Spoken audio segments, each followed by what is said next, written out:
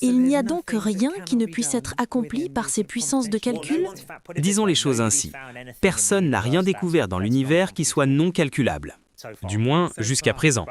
Bon, Demis Hassabis, le PDG de Google DeepMind, vient de faire une interview avec Anna Fry sur le podcast Google DeepMind. Et il a littéralement déroulé toute leur feuille de route vers l'AGI. Il nous parle de ce qu'il va falloir pour y arriver, comment on saura qu'on y est vraiment et ce que ça signifie pour l'emploi, pour la société et même pour ce qui vient après. Honnêtement, c'est l'une des interviews les plus éclairantes, étonnamment honnête et vraiment captivante que j'ai vues venant de quelqu'un de ce niveau-là dans l'IA. Alors pour commencer, il va nous parler de ce qu'il manque encore. Demis affirme que les systèmes d'IA actuels sont une sorte d'intelligence en dents de scie. Ils sont incroyablement bons sur certaines choses et étonnamment mauvais sur d'autres. Son argument, c'est que tant que cette irrégularité n'aura pas disparu, tant que ces systèmes ne seront pas vraiment constants et fiables, on n'aura pas vraiment l'AGI. Écoutez ça. C'est l'une des choses les plus fascinantes et un problème qui doit être résolu, car c'est l'une des raisons principales pour lesquelles nous n'avons pas encore atteint l'AGI. Comme vous l'avez dit, nous avons eu beaucoup de succès, tout comme d'autres groupes, en obtenant des médailles d'or aux Olympiades internationales de mathématiques. Si vous regardez ces questions, elles sont extrêmement difficiles. Seuls les meilleurs étudiants au monde peuvent les résoudre. D'un autre côté, si vous posez une question d'une certaine manière, nous l'avons tous constaté en expérimentant avec des chatbots dans notre vie quotidienne. Ils peuvent commettre des erreurs assez banales sur des problèmes de logique. Ils ne peuvent pas encore vraiment jouer correctement aux échecs, ce qui est surprenant. Il manque donc encore quelque chose à ces systèmes en termes de cohérence. Et c'est ce que l'on attendrait d'une intelligence générale, qu'elle soit cohérente sur toute la ligne. A general intelligence, an AGI system is that it would be consistent across the board. On parle parfois d'intelligence en dents de scie. Ils sont excellents dans certains domaines, peut-être même au niveau doctorat, mais n'atteignent même pas le niveau lycée pour d'autres. Les performances de ces systèmes restent très inégales. Ils sont impressionnants sur certaines dimensions, mais encore assez basiques sur d'autres. Nous devons combler ces lacunes. Il existe des théories pour expliquer cela. Selon la situation, cela peut venir de la façon dont une image est perçue et tokenisée. Parfois, le système ne capte pas toutes les lettres, ce qui explique pourquoi il se trompe en comptant les lettres dans les mots, car il ne voit peut-être pas chaque lettre individuellement.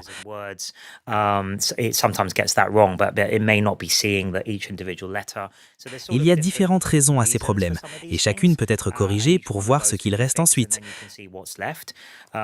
Au-delà de la cohérence, je pense que le raisonnement et la réflexion sont essentiels. Nous avons désormais des systèmes pensants qui, au moment de l'inférence, prennent plus de temps pour réfléchir et produisent de meilleures réponses. Cependant, ce n'est pas encore tout à fait constant quant à savoir s'ils utilisent ce temps de réflexion de manière utile pour vérifier leurs résultats à l'aide d'outils. Je pense que nous sommes sur la bonne voie, mais nous n'en sommes peut-être qu'à la moitié du chemin. Donc si la constance, c'est le goulot d'étranglement, la question suivante c'est d'où vient cette constance exactement? Selon Demis, elle vient de l'expérience et non pas juste du texte. C'est là qu'il commence à nous parler des simulations, ou des world models, les modèles mondes. Et au-delà de ça, il parle de faire apprendre des agents IA à l'intérieur de ces world models, créant une sorte de boucle d'entraînement quasi infinie. Et écoutez ça. Qu'en est-il de la science? Pourriez-vous l'utiliser dans ce domaine? Oui, tout à fait. Pour la science, je pense à la construction de modèles dans des domaines complexes. Que ce soit pour les matériaux au niveau atomique, la biologie, mais aussi des phénomènes physiques comme la météo. Une façon de comprendre ces systèmes est d'apprendre des simulations à partir des données brutes. Nous avons des projets météorologiques incroyables.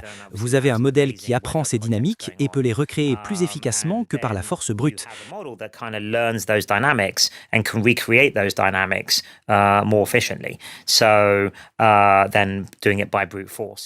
Il y a un potentiel énorme pour les simulations et les modèles de monde, peut-être des modèles spécialisés pour certains aspects de la science et des mathématiques. Mais on peut aussi placer un agent dans ce monde simulé, n'est-ce pas? Oui. Votre équipe Genie 3 a cité une très belle phrase.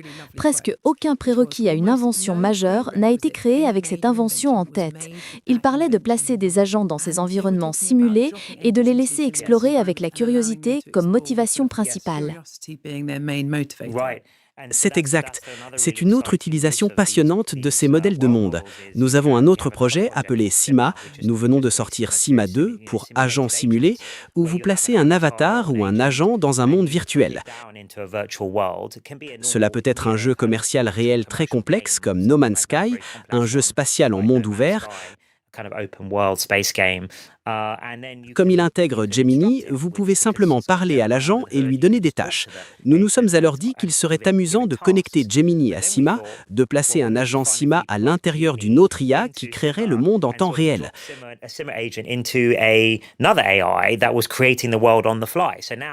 Désormais, les deux IA interagissent en quelque sorte dans l'esprit l'une de l'autre. L'agent CIMA essaie de naviguer dans ce monde, et pour Gemini, ce n'est un joueur, peu importe que ce soit une autre IA. Gemini génère donc le monde autour de ce que CIMA essaie de faire. C'est incroyable de les voir interagir ensemble. Je pense que cela pourrait être le début d'une boucle d'entraînement intéressante, offrant des exemples quasi infinis, car tout ce que l'agent CIMA essaie d'apprendre, Gemini peut le créer à la volée. On peut imaginer un monde où millions de tâches sont définies et résolues automatiquement, devenant de plus en plus difficiles. Nous pourrions essayer de mettre en place une telle boucle. De plus, ces agents CIMA pourraient évidemment être d'excellents compagnons de jeu, et certaines choses qu'ils apprennent pourraient aussi être utiles pour la robotique. C'est la fin des personnages non joueurs ennuyeux, en gros. Exactement, ça va être incroyable. Jusqu'à maintenant, l'entraînement de l'IA ressemblait à ça. On récupère une base de données massive, on entraîne le modèle, et c'est à peu près tout. Ce que Demis décrit ici, par contre, c'est complètement différent.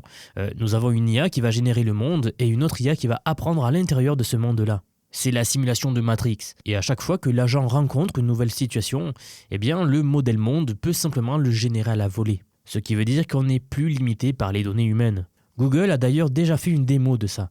Ils ont montré leur agent IA CIMA 2 naviguer dans un environnement généré par IA, qui lui a été créé par Genie 3, leur world model, qui avait tout explosé à l'époque, et qui explose toujours tout aujourd'hui, mais ils le gardent secret pour eux, ils ne l'ont pas partagé au grand public. Donc littéralement, nous avons un agent IA qui est propulsé par un modèle d'IA, qui apprend dans un monde généré par un autre modèle d'IA, donc dans une simulation. Et une fois que cette boucle fonctionne, on obtient une machine d'entraînement infinie. C'est pour ça que c'est aussi fou. Et pourquoi ça compte autant ? Alors, est-ce que c'est ça qui nous amènera vers l'AGI ? Pas exactement. Selon Demis, ce qui va nous y amener vraiment, c'est la convergence de tous ces systèmes. Le raisonnement, la vision, les world models, les agents IA, etc. Tout ça qui fusionne en un seul système général. Alors voilà comment il le décrit. Je pense que la combinaison est essentielle. Il y a évidemment Gemini 3, qui est à mon avis très performant, mais aussi le système Nano Banana Pro que nous avons lancé la semaine dernière, une version avancée de notre outil de création d'images. Ce qui est vraiment incroyable, c'est qu'il intègre aussi Gemini. Il peut donc comprendre non seulement les images, mais aussi ce qui s'y passe sémantiquement. Les gens ne l'utilisent que depuis une semaine, mais j'ai déjà vu des choses fantastiques sur les réseaux sociaux. Par exemple, vous pouvez lui donner une photo d'un avion complexe et il peut étiqueter chaque partie. Il peut même le visualiser sous une forme éclatée avec toutes les pièces exposées.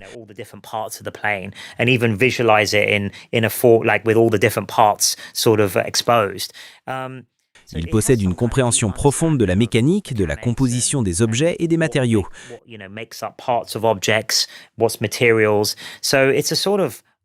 Il peut aussi générer du texte avec une grande précision. Je pense que nous nous dirigeons vers une sorte d'AGI pour l'imagerie. C'est un système polyvalent capable de tout faire avec des images, ce qui est très excitant. Avec les progrès des modèles de monde comme Genie et CIMA, nous devrons finalement faire converger tous ces projets distincts mais liés en un seul grand modèle. They're kind of different projects at the moment, and they're intertwined, but we need to, converge them all into one big model, and then that might be. C'est alors que cela pourrait commencer à devenir un candidat sérieux. Donc oui, juste en se basant sur sa réponse, on dirait qu'on est vraiment très proche de ce proto-AGI qu'il décrit. On doit juste assembler toutes les pièces. C'est évidemment beaucoup plus facile à dire qu'à faire. Mais encore une fois, le chemin est plus ou moins clair maintenant. Et c'est là qu'il prend du recul et commence à parler de ce qui vient après. Il compare, comme la plupart des experts dans ce domaine, ce qui arrive à la révolution industrielle, sauf que cette fois, c'est plus grand et ça va beaucoup plus vite. Il se met même à imaginer à quoi la vie pourrait vraiment ressembler de l'autre côté de tout ça, en admettant lui-même qu'une bonne partie est tout simplement inimaginable pour l'instant. Écoutez. Des avancées incroyables sont nées de la révolution industrielle. La mortalité infantile a chuté, la médecine moderne est apparue, ainsi que l'amélioration des conditions sanitaires. L'équilibre entre vie professionnelle et vie privée, tel que nous le connaissons, a été défini à cette époque. Cependant, cela a aussi apporté de nombreux défis. Cette transition a pris beaucoup de temps, environ un siècle, et différentes parties de la main-d'œuvre ont été délocalisées à certains moments. De nouvelles structures, comme les syndicats, ont dû être créées pour rééquilibrer les choses. C'était fascinant de voir comment la société entière a dû s'adapter au fil du temps pour arriver au monde moderne. Il y avait évidemment des avantages et des inconvénients pendant ce processus, mais personne ne voudrait revenir à l'ère pré-industrielle, au vu de l'abondance de nourriture, de la médecine et des transports modernes actuels.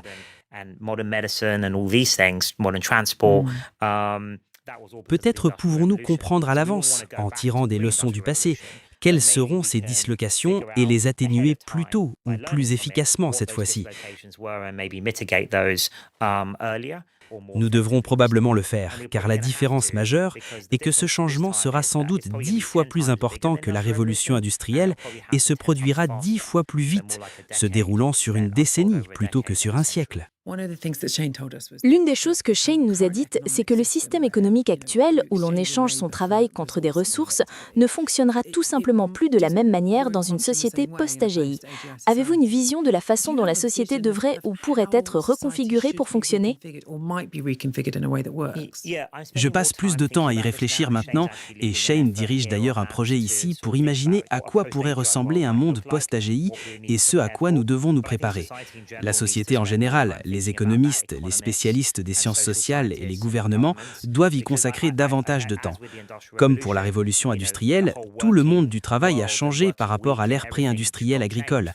Je pense qu'un niveau de changement au moins équivalent va se reproduire. Je ne serais pas surpris si nous avions besoin de nouveaux systèmes et modèles économiques pour accompagner cette transformation et s'assurer que les bénéfices sont largement distribués.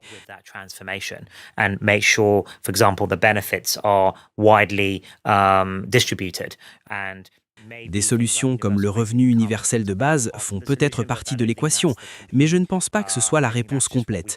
C'est simplement ce que nous pouvons modéliser aujourd'hui comme un ajout à l'existant. Il pourrait y avoir des systèmes bien meilleurs, comme une forme de démocratie directe, où l'on pourrait voter avec un certain montant de crédit pour les projets que l'on souhaite voir aboutir. Cela se produit déjà au niveau local. Voici un budget, voulez-vous une aire de jeu, un cours de tennis ou une classe supplémentaire pour l'école? On laisse la communauté voter. On pourrait même mesurer les résultats, et ceux qui votent constamment pour des projets qui s'avèrent bénéfiques auraient proportionnellement plus d'influence pour le vote suivant.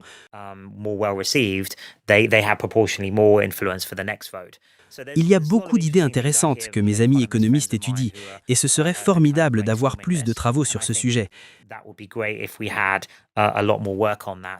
Ensuite, il y a l'aspect philosophique. Les emplois vont changer, mais si nous maîtrisons la fusion nucléaire et obtenons une énergie gratuite et abondante, nous entrerons dans une ère post-pénurie.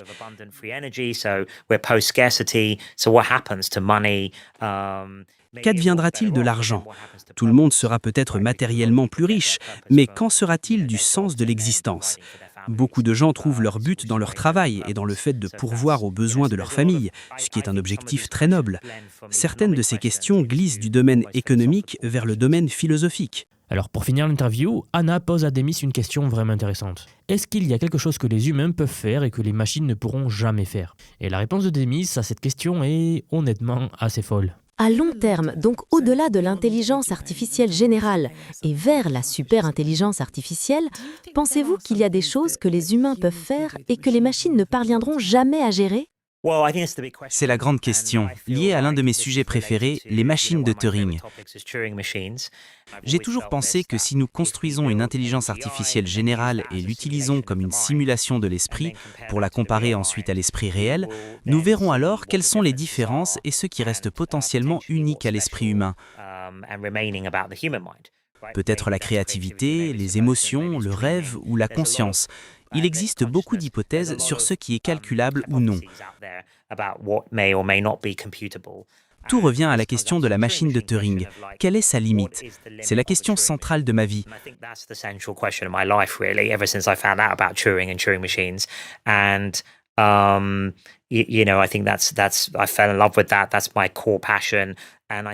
Tout ce que nous faisons consiste à pousser la notion de ce qu'une machine de Turing peut faire jusqu'à ses limites,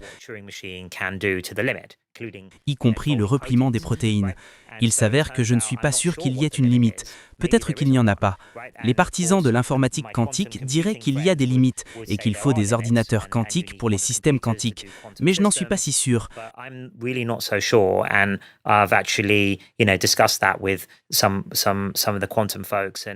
Il se peut que nous ayons simplement besoin de données provenant de systèmes quantiques pour créer une simulation classique. Cela nous ramène à l'esprit. Est-ce entièrement du calcul classique ou y a-t-il autre chose? Roger Penrose croit aux effets quantiques dans le cerveau. Si c'est le cas et que c'est lié à la conscience, alors les machines classiques n'auront jamais cela.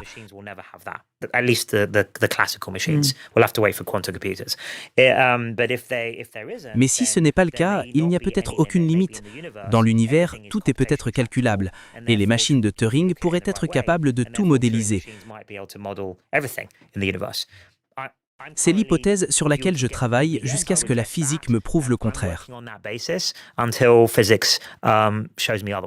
Donc, il n'y a rien qui ne puisse être fait par ces machines de calcul? Personne n'a rien trouvé de non calculable dans l'univers jusqu'à présent. Nous avons déjà montré que l'on peut aller bien au-delà de la vision habituelle des théoriciens de la complexité sur ce qu'un ordinateur classique peut faire aujourd'hui, avec des réalisations comme le repliement des protéines et le jeu de Go. Je ne pense pas que quiconque sache quelle est cette limite. En réalité, ce que nous faisons chez DeepMind et Google, et ce que j'essaye de faire, c'est de trouver cette limite. Oui, j'adore vraiment la façon dont Demis aborde ces questions. Il a l'air d'être le seul parmi tous ces PDG de l'IA qui essaie vraiment d'y répondre. Pas d'un point de vue égoïste ou économique, mais d'un endroit sincèrement curieux et philosophique. Et que vous soyez d'accord avec lui ou non, sa perspective est malgré tout fascinante, surtout vu la position qu'il occupe aujourd'hui. Bref, dites-moi ce que vous avez pensé de cette interview. Vous pensez que Demis et Google sont vraiment sur la bonne voie vers l'AGI? Sima, Genie, Gemini et tous ces éléments qui s'assemblent. Ou alors vous pensez qu'il nous manque encore quelque chose de fondamental? N'hésitez pas à me le dire en commentaire. Et comme toujours, si vous avez aimé ce décryptage, n'hésitez pas à vous abonner pour soutenir la chaîne et à nous rejoindre dans la communauté VisioIA si vous voulez en apprendre plus sur l'IA. J'aimerais vous dire que depuis quelques mois déjà, j'ai construit un programme d'apprentissage unique. Je vous apprends l'IA sous tous ses aspects. C'est un parcours que j'ai créé et pensé pour vous transmettre tout ce que je sais. Alors non seulement sur les modèles d'IA comme ChatGPT, Gemini de Google, Grok de Elon Musk, Claude, etc. Je vous montre en fait et surtout la manière de les intégrer concrètement dans votre vie, dans votre travail, dans vos projets. Et ce que vous soyez salarié, indépendant, entrepreneur ou même à la retraite. Car oui, nous avons beaucoup de retraités dans la communauté et ils utilisent l'IA au quotidien. J'ai récemment sorti la plus grosse mise à jour à ce jour de la formation. Ça fait un petit moment que j'en parlais, mais ça y est, elle est là, elle est en ligne. C'est un module entièrement dédié à l'automatisation par IA, donc en utilisant N8N. Autrement dit, la création d'agents IA, donc des espèces de salariés virtuels qui vont travailler pour vous et tout faire pour vous. En somme, vous faire gagner des heures et des heures et des heures. Vous êtes déjà plus de 6 à 7 000 à avoir rejoint ce programme, donc merci pour tout ce soutien. Et enfin, sachez qu'il n'y a pas besoin d'être développeur, pas besoin d'avoir un profil technique. Je vous prends par la main et pas à pas, avec des leçons vidéo claires, des cas concrets pratiques, on voit tout ce qui touche à l'IA.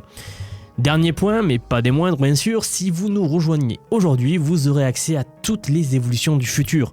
Sans surcoût, accès illimité à vie à tout ce que je veux vous apprendre. Donc aujourd'hui, c'est un paiement unique, ce n'est pas un paiement mensuel, c'est juste un paiement unique et vous aurez accès à vie à toutes les mises à jour que je vais faire en permanence et que je fais en ce moment même d'ailleurs. Donc si cela vous intéresse, vous avez les liens en dessous de la vidéo, donc soit en description, soit en commentaire épinglé pour nous rejoindre. Dans tous les cas, moi je serai très heureux de vous accueillir dans le programme VisioIA. Si vous êtes encore là, merci d'avoir regardé cette vidéo jusqu'au bout et je vous dis à très vite pour la prochaine vidéo. À bientôt.